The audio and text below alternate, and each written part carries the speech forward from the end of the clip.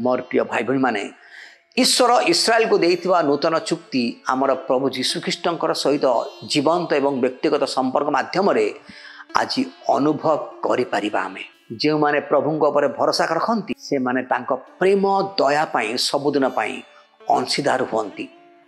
आमर अंधकार मुहूर्त मध्य जेतेबेले समस्त आशा हजि जाए आम तो निराश हो जाऊ आमको तांकर दया चिरदिन पाई मन रखा हम कारण तांकर दया चिरकाल स्थायी अटे।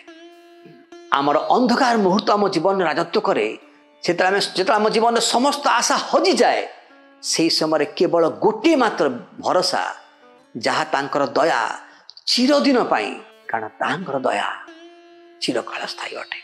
आज प्रसंग होची मोर प्रिय भाई भनी माने तांकर दया चिरकाल स्थायी प्रकृत रे प्रभुंक दया चिरकाल स्थायी अटे।